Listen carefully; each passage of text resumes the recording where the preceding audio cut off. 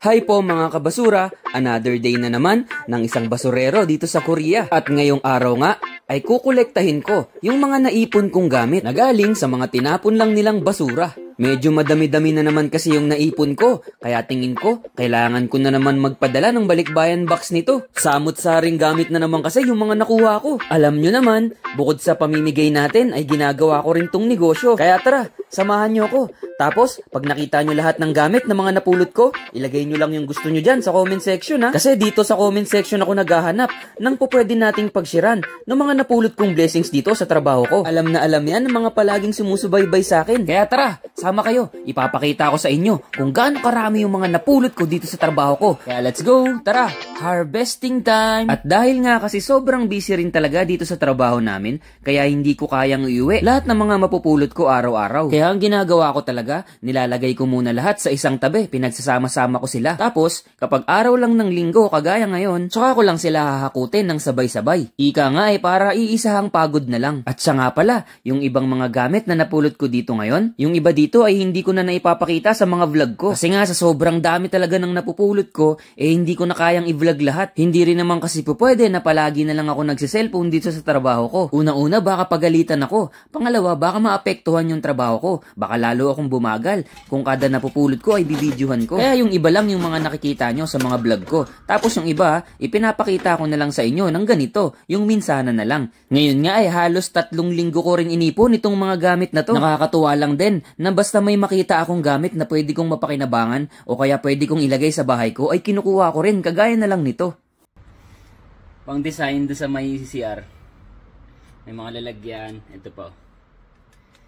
Tapos power itong air fryer. Pero madumi lang to. Yung dumi natatanggal naman yan. Konting linis lang. Kasi pag tiningnan mo sa loob, bago pa talaga. Oh, wala pang kadumi-dumi. Itong mga mancha na to, sa labas lang yan. Pag pinunasan, wala na yan. May mga tripod pa pala ako dito. Yun, oh. Ito po, may cover po. Tripod. Kasing isa. Oh, may 3 tayong tripod. Mamimigay tayo sa mga kapwa ko content creator dyan. Mamimigay tayo ng tripod. Ito, yung ano natin. Medyo nadumihan. Okay lang, sa labas lang naman. Ayan oh. Oh, di ba? Linis-linis. Oh. Ayan oh, sa labas lang madumi pero ayan oh, malinis oh. Ito, pamimigay ko din to sa mga health center. Tignan natin kung ano natin to pwede ibigay. Tapos may napulot pa akong dumi pa. Taran! Microphone. May mga cover pa talaga, no? Tapos ito, sa akin to sa bahay. Pang push ups. Diba? Pang push ups. Nike pa siya, oh. Nike. May mga ganito pang ilaw, oh. Uy. May mga ganito pang ilaw, oh. Tapos pambomba ng bola.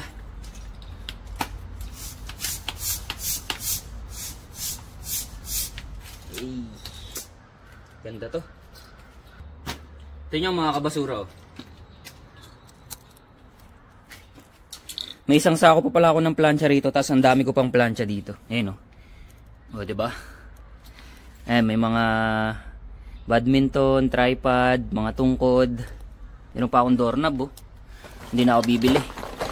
Aray ko. Diba? Pag may nasirang doorknob, oh, may pamalit na ako agad. Wow! Meron pa pala ako ditong barena, oh. Saka mga laptop. Tignan nyo mga kabasura. Yan oh. Oh. Ayun oh, may mga barena. Tapos may laptop pa sa ilalim oh. Ilang kaya to? Nalimutan ko na to ah. Meron pa pala ako dito. Tanggalin ko nga. Ayun oh, may mga barena pa pala ako. Akala ko wala na. Meron pa pala. Yeah.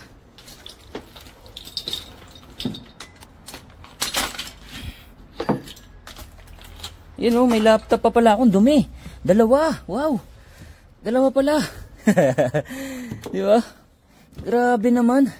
Ay, may mga pencil case pa pala. Ay, ano pa pala ako rito? Coloring pencil. Nice. Ayun oh, grabe, pupunasan lang to. Meron pa pala akong dalawa rito. Meron pa nga akong dalawang laptop dito. Ayun oh. Ayun oh.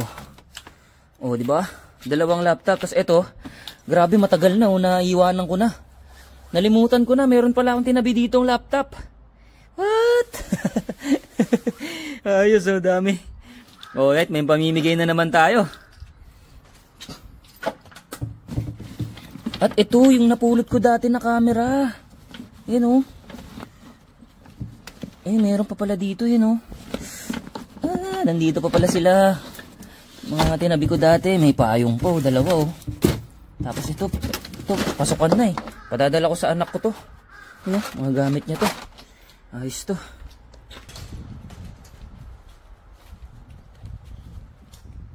Apat. Oh, di ba? Kita nyo? Ultimo doorknob, hindi ko talaga pinapalampas. Basta alam ko kasing mapapakinabangan ko, ay kinukuha ko talaga. So yon mga kabasura, kakatapos ko lang. Nandito na lahat, papakita ko sa inyo. So ayan, nandito na yung mga laptop. Ito pa, doorknob, air fryer. Ito may mga napulot din ako mga panggamit sa sasakyan. Oh. Ito, kagaya ng mga yan, yung mga LED lights. Dami. Ayun o, mga LED lights. Ayun o, mga LED. Pag napundi yung sasakyan ko, hindi na ako bibili. Dami kong pamalit. Tapos, ito, mga kawali. Ayan, kawali, kaldero. Kawali, mga stainless. Dito pa, may kawali pa dyan. Ito, yung mga equipment sa gym. Tapos, yung mga plancha. Blender, isang sako din. Plancha. Ito yung mga power banks. So yan, nandiyan na lahat. So tara, kukunin ko na itong lahat at iuuwi ko na. Let's go. At dahil nga sobrang dami ng bibit-bitin ko ngayon, kaya naisip ko kunin na lang tong forklift kasi mahihirapan ako kapag imano-mano ko. Kaya sinakay ko na lang. Kasi sa pagsasako pa lang ng mga yan, medyo napagod na tayo. Pero ang totoo niyan, hindi talaga yung pagod yung nasa isip ko dyan, kundi kung gaano ako kaswerte dito sa napuntahan kong trabaho sa Korea. Kasi kahit na tumagal na ako lahat-lahat dito sa ganitong trabaho, hanggang ngayon ay nagpapasalamat pa rin ako. Kasi itong basurahan na napuntahan ko, ito lang naman yung nagbago ng buhay ko. Dahil sa mga sako ng basura na binubuksan ko araw-araw, ay paunti-unti akong nakapagpundar ng mga sarili kong gamit at bahay, sasakyan para sa pamilya ko. Kaya hanggang ngayon ay abot-abot langit talaga yung pasasalamat ko. Dito ako napunta sa ganitong klaseng trabaho. Oo, medyo madumi. Oo, medyo mahirap. Pero kung iisipin, nandito na lahat ng mga kailangan ko. So ayos na mga kabasura. Araw ng linggo pero nagtrabaho na naman tayo. Meron na naman tayong pagkakakitaan. So yun yung mga ginagawa ko pag linggo mga kabasura. Kinokolekta ko lahat ng napulot ko. Sa loob ng 1 linggo o 2 linggo, ganyan. Minsan sa loob ng 1 buwan, iniipon ko lang. Para hindi ako linggo-linggo busy. No? So next week, magbabox naman ako nito. So yun lang. Pagod na naman. Dito lang yan sa Nag-iisang Basurero TV. Be kind, but not always. Peace!